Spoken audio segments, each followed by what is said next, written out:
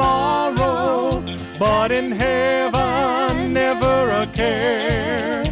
Always singing, always there. I'm gonna sing all over heaven someday. I'm gonna sing right o'er the Milky Way. I'm gonna sing right down those streets of gold, and gladly tell the half that's never been told. Then I'll sing a song that's never been sung. While the angels ring a bell that's never been rung. I'm gonna sing all over heaven someday. I'm gonna sing all over heaven someday.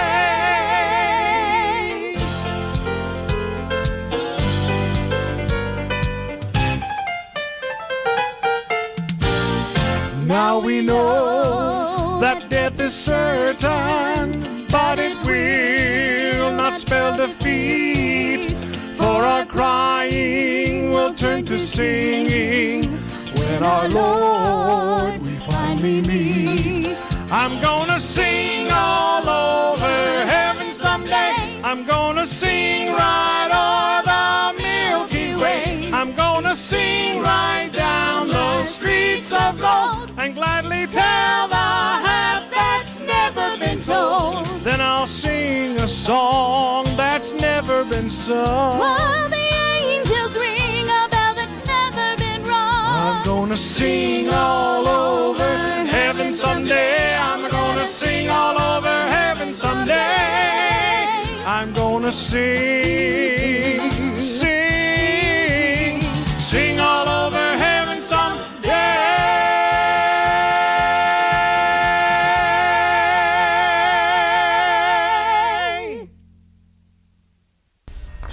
Welcome to Everlasting Love. Thank you so much for joining us. If you're a regular watcher or if you're tuning in for the first time, thanks so much, and I hope you enjoy the show. Our telephone number is 773-286-2171, and that's if you want to contact us about any of the ministries that you hear on the show, if you need any help, if you would like someone to pray with you, if you just need help in life, finding a church, finding a community group, we are here to help you and assist you in any way that we can. You can also contact us on our YouTube page. So today on our show, we're going to talk to Ashley Bowman, who is a player on the Chicago Eagles, and Josh Rosario, who's also a player on the Chicago Eagles. Hi, guys. Welcome to Everlasting Love. Thanks so much for joining us. Okay. Chicago Eagles is a camp for soccer. You guys are college players, right? Mm-hmm. And they do a summer camp. And can you just tell us a little bit about it and how you got involved with it?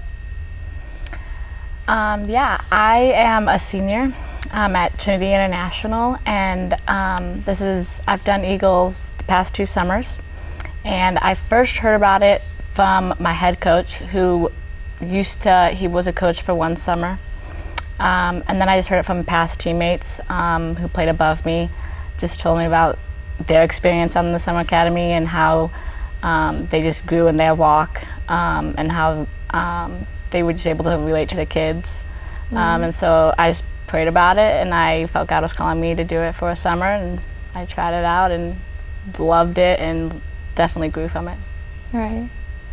How about you, Josh? How did you come to be involved with the Chicago Eagles? Well, kind of a similar situation. I'm also a senior at Trinity, and Rick McKinley, who is the senior director of the Eagles, came in and talked to us my freshman year during the off season, and that was where I feel the Lord kind of planted the seed. Mm-hmm. And I kind of pushed it away. I was like, I kind of work during the summer. I'd like to make money, just kind of making excuses, the typical deal. Right. And so I actually went away and I worked that summer, and I got off early one day. The one day actually the whole summer that I got off early. Wow.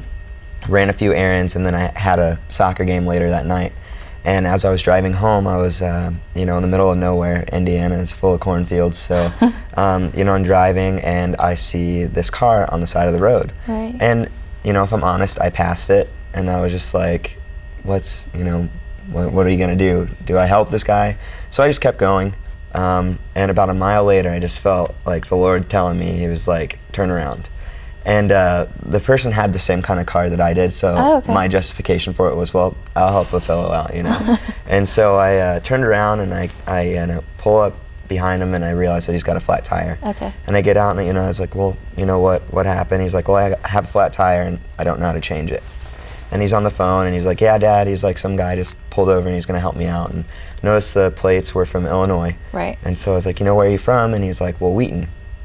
And, you know, we start changing the tire. In the midst of changing the tire, we find out that he knows some guys from my school. Oh, okay. And, you know, we started talking, and he's like, oh, do you know this person? You know this person? I was like, yeah, I know them all. And he's like, well, that's crazy, because they're doing this thing called the Chicago Eagles. Right. I was like, okay, yeah, I know exactly what the Eagles are. You know, the director actually came and talked to us just like last month. Right. He was like, oh, well, my dad is actually the director. Right. And so I ended up changing the director's son's tire in the middle of Indiana, in the middle of nowhere. And so that was kind of like a divine meeting. You know, unexpected. I think God was telling you something. And so from that point on, I was like, all right, well, this is what's going to happen next summer. So. Wow. Okay. So this is a Christian sports ministry, right? Yes. Yeah. So how did you guys first come to know the Lord, to know Christ? I'm from Elmhurst, Illinois, and I was raised in a Christian family. Accepted Christ at the age of 4 or 5. Grew up going to church every Sunday. I participated in Awana. Grew up really parents reading Bible stories to me every night. But I would say I really didn't understand and accept my faith for like what it was until freshman, being in college. Up until then, I feel like it was more of, this is what my parents told me, and this is my parents' faith. Right. But not until college, that's when I took it for my own and really understood it and believed it and chose to live my life for the Lord. So I would say I rededicated my life to Christ around that time. Was there anything in particular that happened at college or that made you just really say, I want to commit fully to this? I don't think so. I think it's just being on my own and being away from my parents. Right. Having to make my own decisions, being able to decide what time I went to bed, if I wanted to do my homework or not, which I always did, of course. Of course. But just things like that, being in classes, like biblical classes, Christian ministry classes, definitely helped. And but there wasn't like a specific moment or situation that. Do you think going to Christian college helped? And like if it hadn't been Christian college, it could have been a different story, or?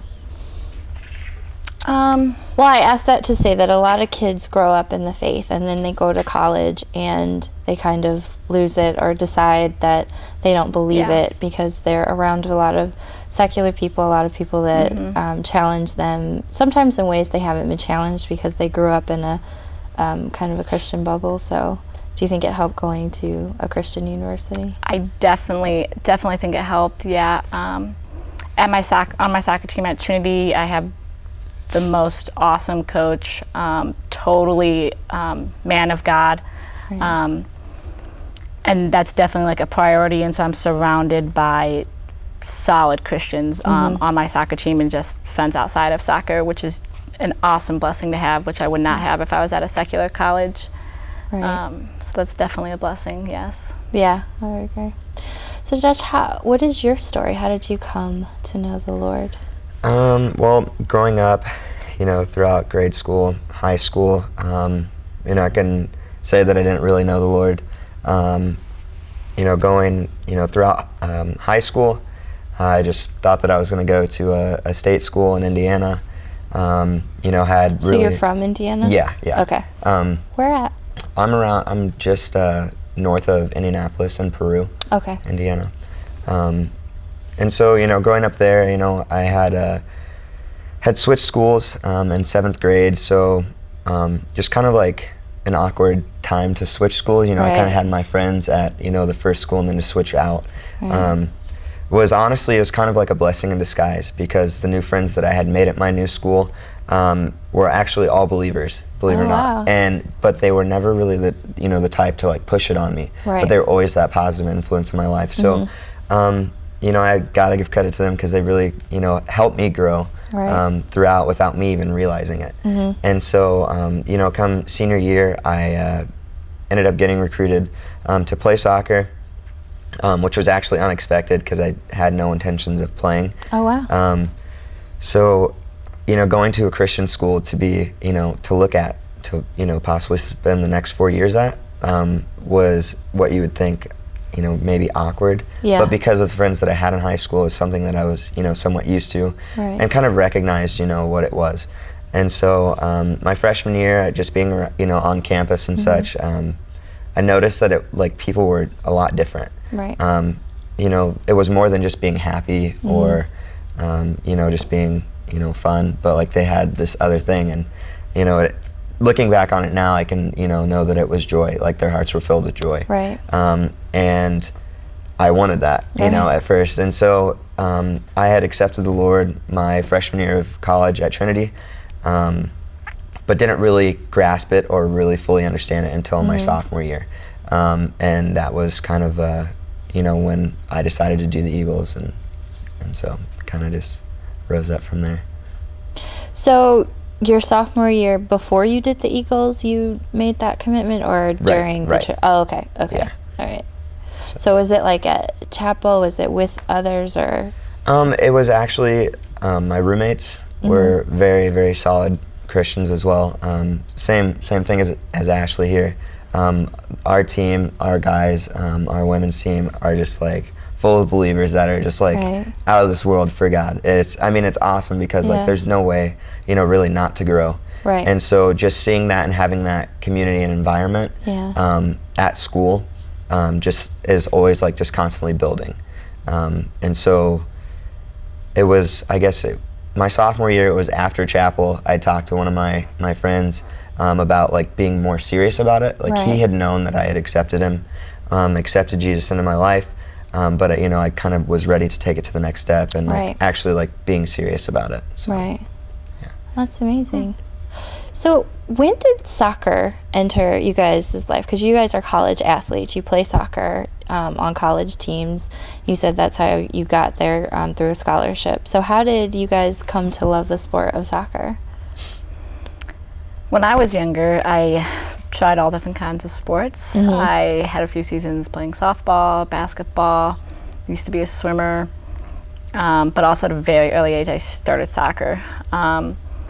And I did most sports when the season came up till junior high probably. And then from there my parents were I said to my parents, I want to be serious in a sport. Right. So around 6th grade, 7th grade was when I feel I committed to soccer and was this is what I want to do. This is the sport I love the most. This is where I would love to play in college. But I've been playing since I was 4, but it became serious, and I felt like I could see myself playing in college around that age. Did you get a scholarship to go, or you just went with this I is a did. good team? Okay. And the fact that it was a good team. Okay. Yeah, that's great. What about you? Baseball is actually my favorite sport growing up. It's kind of funny. It was just always baseball. That was Right. my mom's favorite sport, so, kind of just got passed down a little bit. Right. When I actually had moved schools, going into 7th grade, my best friend, Alex, played soccer. Okay. And so he didn't play any other sport except for soccer. So I was well, I didn't start it right away, but then eventually he kind of coaxed me into playing by my freshman year of high school. So high school freshman year was actually the first time that I had played soccer before. So that's kind of when it started, and Okay. it was just kind of, it's crazy to see the doors that God opened, and how he did it in ways that I wouldn't have, I didn't know about until looking back on it now. How did he do that? What doors did he open? Did he use soccer to bring you? Yeah, it was just switching schools, which I didn't like Right. at all to start with, to putting me in contact with my best friend Alex, Right. who had the greatest passion for soccer, and that kind of spread to me. Right. And because of his passion for it, I became passionate about it. Right. and our whole team was super tight in high school. So from there, we ended up, just playing, enjoying each other, and I became more serious about it as the years went by. Right. And then my coach asked if I would be interested in playing, in college, and I was like, well, I never really thought about it, but I wouldn't be opposed to it, kind of deal. And so he, sent me to a combine kind of thing. Right. And so I ended up getting paperwork and stuff from Trinity, and it was actually the only school that I got recruited by, and it just so happened to work out. And it's kind of crazy because it's at a smaller Christian school, getting the finances and money in line to play is, it's tough sometimes. Right, So yeah. it's just kind of neat to see the steps that God kind of gave me and the doors that He opened up and kind of got me to go through. So. Right, because He wanted you there, Yeah, so He yeah. opened the door. Right. So with the Chicago Eagles, you guys did a summer academy. That's what it's called, right? And can you just tell us a bit about that experience and how it changed your view on soccer, or did it enhance it, and what happened? Go ahead. Okay. Well, the academy, I, listening to all the details. We go to Brazil for roughly 2 weeks or so, and then we come back and we run camps for kids for 5 weeks. And so going into the academy, I didn't really, I knew those were pretty much the only details that I knew. I didn't know much else other than that. So doing the academy definitely brought to light a different way to play soccer. Okay. And that was simply put, it was not to play for myself, which as athletes, it's very easy to get caught up in. A lot of the times, especially now, you find a lot of athletes our age that find their identity in soccer or in another sport for that matter. And it's very easy to do. Even now, it's something that I think that Christians definitely struggle with, something that I struggle with. But learning how to play for a higher purpose other than soccer, and just realizing that one day soccer is going to fail me, and it's going to fail every athlete for that matter, whether it's an injury or old age. But one thing that won't fail us is our faith in Jesus and the fact that He did die on the cross for us. And it really hit me hard the second summer I was actually a part of the academy. We both did it for 2 years together, so it was pretty cool just to see the growth there. But it was kind of just finding a higher purpose to play soccer, and that's kind of what the academy has really taught me. So. Going completely off of him, something that the Lord's really been showing me in these past few months, starting with the Eagles, is that each summer we have a theme. Okay. And this past summer it was more than a game. Oh. And our verse for it was John 3:30, which is he must become greater and I must become less. And so just with that theme, and with what Josh talked about at Eagles, it's a lot about playing for a higher purpose, playing for an audience of one. And I think through Eagles, that's where I really saw soccer, that God gave me the ability to play soccer and to use soccer as a platform to point back to Him. Okay. And I feel up until that point, it was who can score the most goals or who has the best stats, and that's so easy as an athlete to get caught up in, like Josh said. Right. But not until Eagles did I really learn I am super competitive. I want to win as bad as any other athlete, but if I don't, that's okay. My purpose is to play 100% and play 100% for the Lord. Right. So that's a big thing that I feel I've learned through Eagles. And then another big thing I love about Eagles, I feel Eagles is all about relationships. Right. If that be with the kids that we are coaching that week, if that be with people that we come into contact with when we're out to eat at a restaurant, or another unique thing about Eagles is we stay with families from week to week. So each week we're at a different camp, and we partner with a church. And then families within that church will take us academy members in, and then we live with that family for the week. Oh, wow. So that's a really cool opportunity to just build relationships with them and let them in on your life, but also allow them to tell you about their life and just form that kind of relationship. So just kind of across the board, just forming relationships within your teammates on the academy, with the kids, just with the staff members and anyone you come into contact with, and just being able to share the gospel in that way too. Wow, that's amazing. So when you go back to school, because this is in the summer and you then go play in the fall, how do you then approach it differently when you're, back home and you're not like in this super environment? How do you approach playing the game differently? It is hard at first because for me, I was with those teammates and around that, like, becomes a family. Like, it's so the last day everyone's like crying because we were with each other for the past few weeks, 9 weeks, but going back into college, it's different for everyone depending on what kind of college you go to. It's rather secular or Christian. For me, I'm blessed to go back to strong centered Christ team, which I love.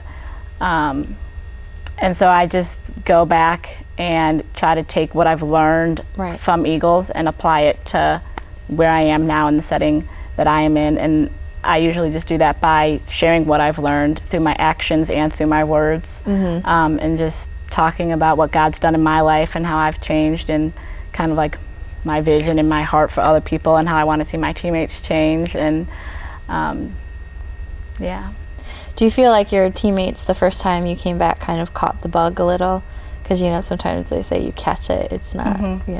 I think so, yes. A lot of them always seem, my whole team knows about the Chicago Eagles, and I think a lot of them seemed very interested, and they would ask me questions and want to hear different stories, and So are there any moments like on the field that you remember where it was like, I guess maybe before you would have acted differently, but you remembered some of the things you learned and you decided to do something different? Once I was back at college? Yeah. Or is it normally just the same? It's always hard. The first example I think of is when I may disagree with a referee, or it's a very intense game, me and an opponent are going at it, I disagree with a call.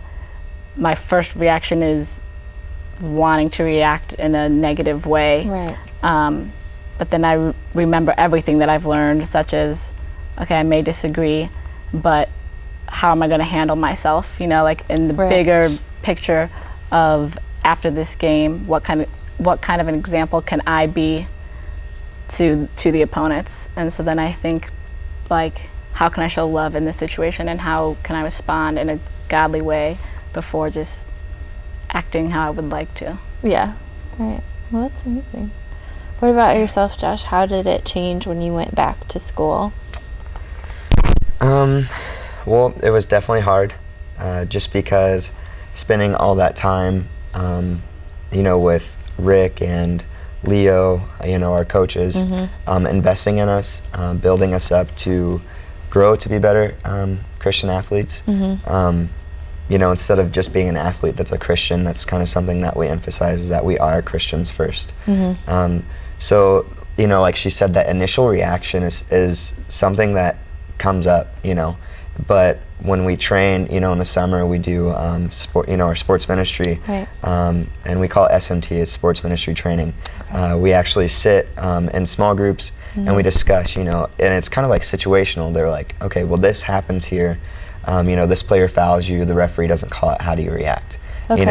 And so you start out in the summer and you're like, okay, well, I'm going to be honest. I'm going to say, well, I'm going to get mad and I'm, maybe going to hit him later, get him back, And, and that's typical.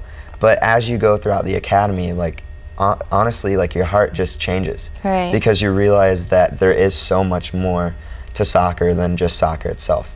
And so looking at the bigger picture and realizing that it is more than just a game, you realize that after the game is what's really important, and being able to, go up to that guy and say, it was a good play, or, you played well.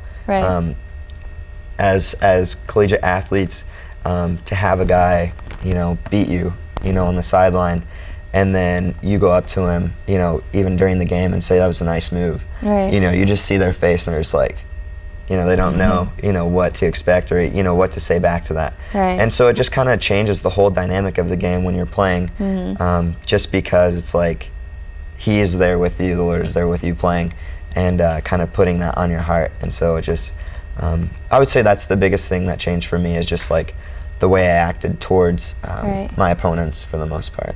So. Do you also think, you said because God is there with you, do you think before you weren't thinking like, you know, God is in this game with me? Because a lot of people, they're fans and they're like, you know, we don't pray about the game because God doesn't care or whatnot. But, you know, as an athlete, you know, that's what you're doing. Yeah, and I think that's one thing that, you know, your focus has changed. It's definitely less about you and more about playing for His glory. You know, before it was kind of like my own selfish, you know, desires, wanting to play all the time, wanting to be the best player on the field because I want to be, you know, and not, you know, necessarily for the right reasons for playing for Him. So that was probably, you know, it wasn't that He wasn't there, it was because my heart wasn't in the right place. Okay. Going off a lot of what he said too, a big part is we're surrounded by other believers within the academy. So we all mess up, we all slip up, we all want to have that initial reaction of like saying something back, but we have family members right there by our side to hold us accountable, to challenge us, to say, hey, like, you're better than this, you know, like, remember what we're about, you know, we're playing for an audience of one, you know, and which is really cool because that's a unique opportunity to have friends and people who care like that to challenge you to be better. That is an amazing opportunity. Well, real quickly before we close, I just wanted to ask you about Brazil. You said that you go to Brazil. Like, what was that experience like for you guys, and you know, just being out the country and in that place? Well, Brazil was the first time that I had been out of the country, and I almost didn't make it because I lost my passport in the airport. So, you know, that's a story within itself. But, you know, just getting there, I was 3 days late, and I actually walked in as they had just gotten done doing some worship and doing a little devotional session. And I walk in and everybody's just bawling their eyes out. They're just crying, and I'm like, what's going on, you know? And at that moment, I knew that it was real. I was like, okay, this is happening, you know? You know, we go, and it's very funny because in Brazil, time really isn't an issue.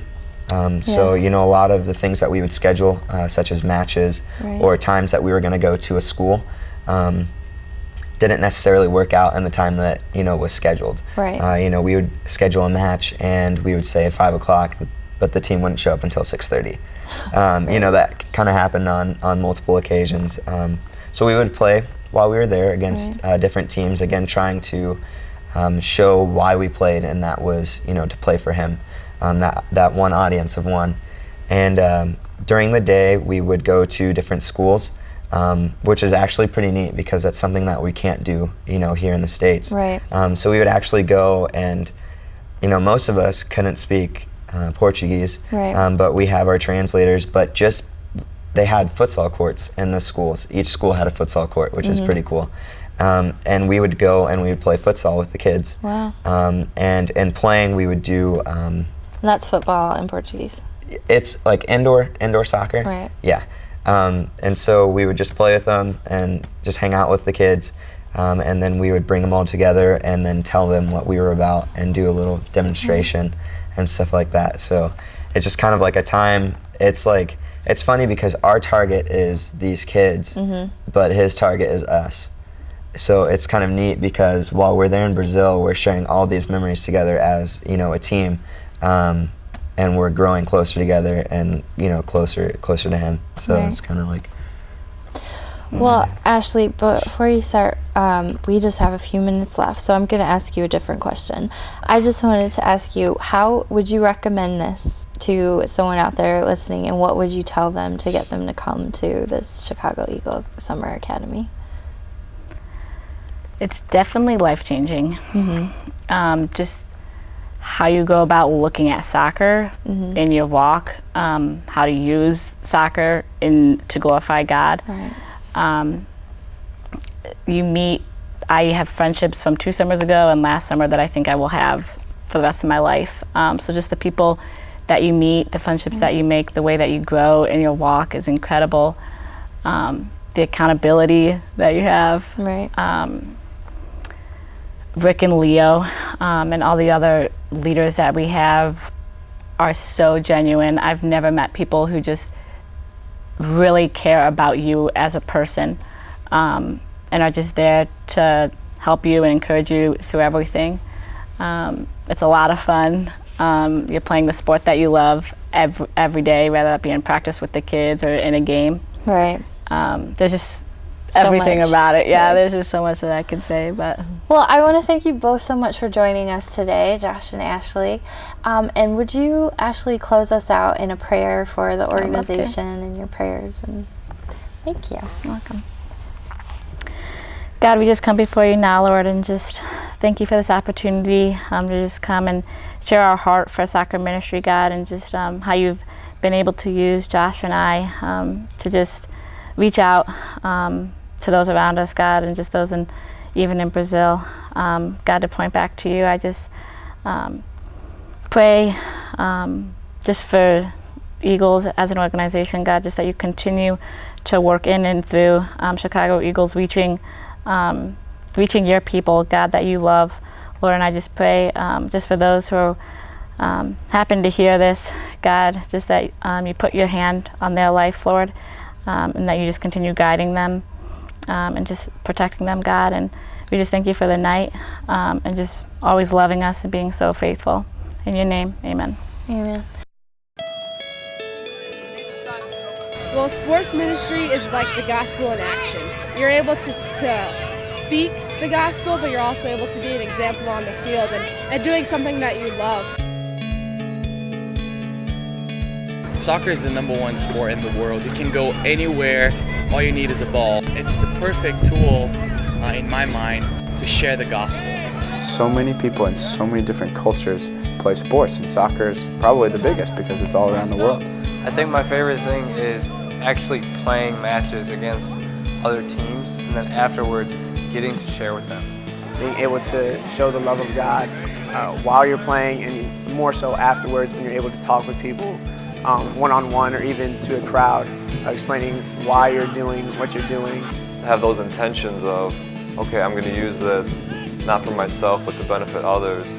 God just takes that and just expands it and just blows it up bigger than you could ever imagine. Training is a core part of what we do to accomplish our mission. A season of training to prepare players for a lifetime of service.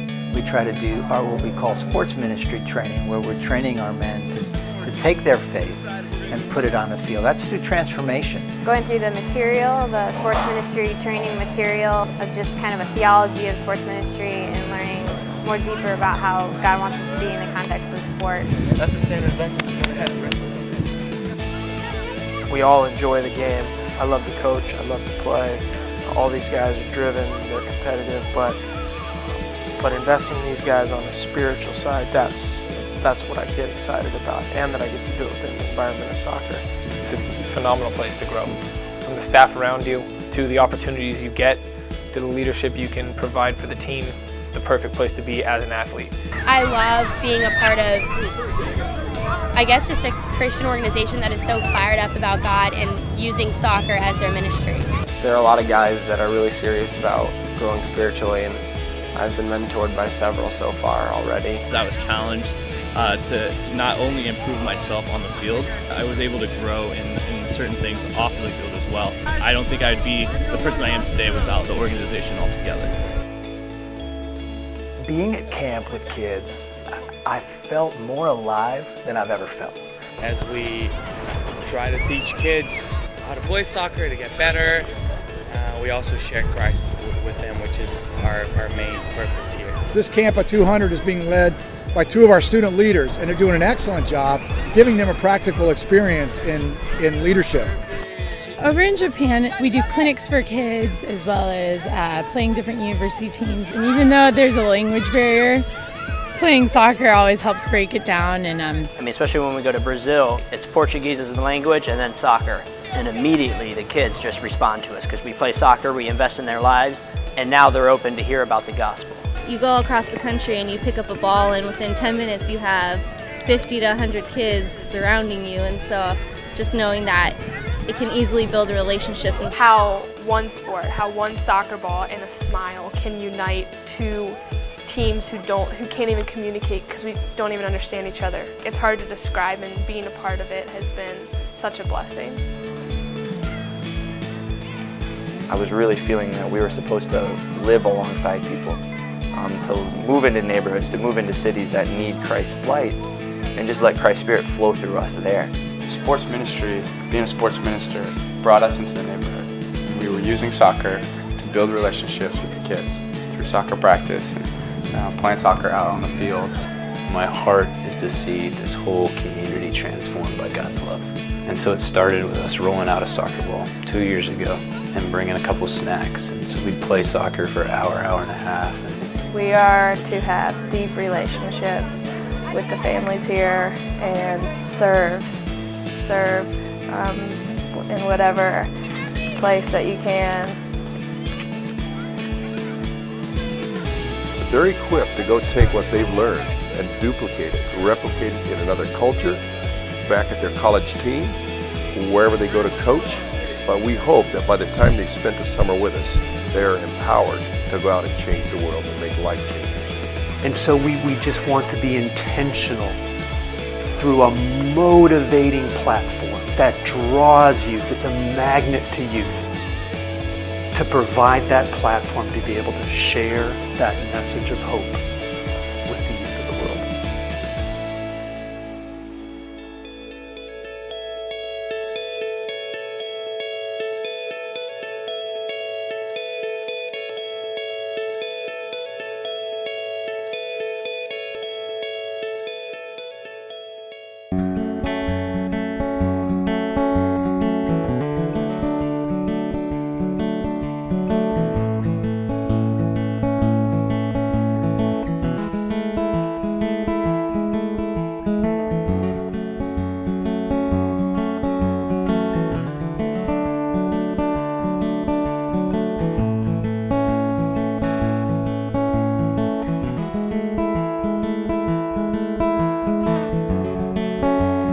Bloodstained cross, you drew your breath and gave your life away for us. A light in darkness bright you offered up and gave away for us, away for us.